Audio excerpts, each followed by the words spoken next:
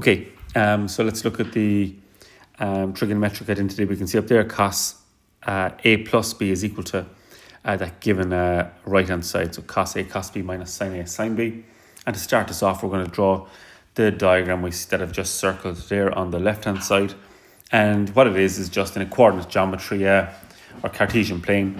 We're drawing a right-angled triangle. So let's draw that it's a right-angled triangle of hypotenuse 1 unit. And that's important that it's a hypotenuse of 1 unit. And we're going to try and label up these two sides here as well in relation to that. So let's take this side here first, the opposite. So the opposite is equal to, well, I have my hypotenuse.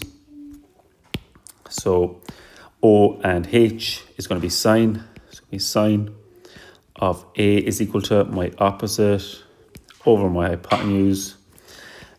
Sine of A is equal to opposite over 1. So cross multiply. So we have sine A is equal to the opposite. So really from now on I can just label that opposite there as sine A. So this is all just rough work. And this side here is just sine A. Equally, we can just do the same working out and be left with cos A here for this one. Okay, and I'm going to label, so, and that's all we needed this, or well, that's what I start off with that triangle. We're going to draw out the same triangle again, except this time we're going to rotate it around the origin to an angle B. So that there is B, okay, and that's where I get my A plus B from, if that makes sense.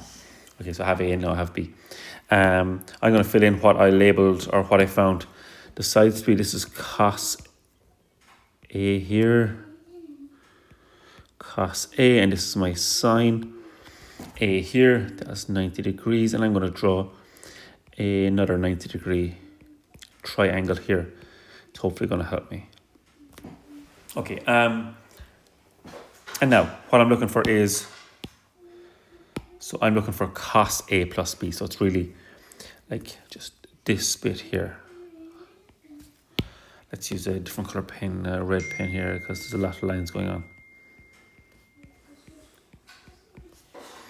So I'm really just looking for this bit here, okay?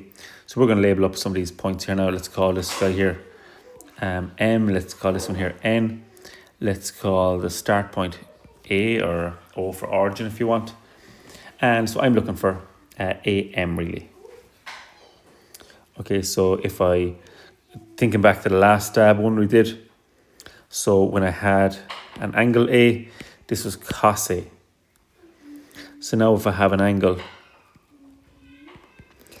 A plus B, this would just be cos A plus B here, that sharp bit there. So I can say AM, that short side there, is equal to cos A plus B. So the length of line from A to M is that there. So how do I get that length of line AM? Well, AM is equal to the total length, AN, minus this distance here, MN. So that's what that is so far. Okay, so let's get the total distance, AN first of all. So well, AN, if I'm going to just get rid of some of this stuff here.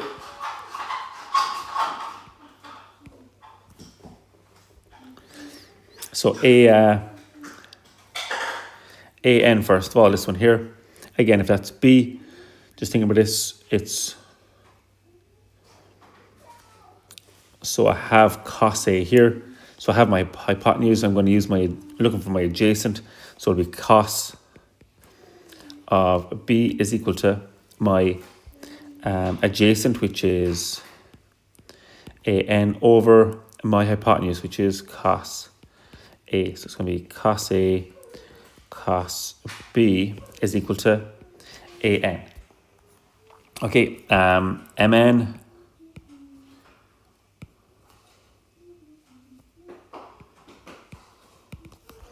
So I'm trying to find MN now. Okay, and let's have a look where MN is. Well, let's start there. So if I work across here, there's a triangle up here, a 90-degree triangle up here.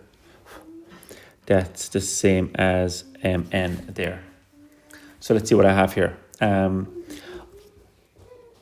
This angle here. So again, we could just work this around, but it is going to be that that angle there is exactly the same as B. Okay. Again, we don't need to go away and prove that. We can use alternate angles to show it, but right now we can just take it as that. Okay, so we have our angle up there, B. So I have my opposite, given my hypotenuse, so it's going to be sine. So sine of B is equal to my opposite, which is N over my hypotenuse, which is sine A. So Mn is equal to, again, I probably shouldn't have just the Mn here. Sine A, sine B is equal to Mn in that case there. Okay, and now I'm just going to change that or fill all that in.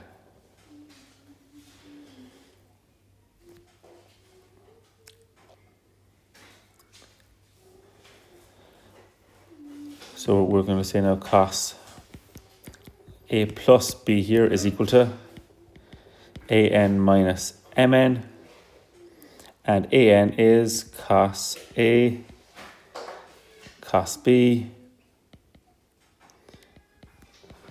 minus Mn is sine A, sine B. Is that okay? I know this is it's a one with the two diagrams.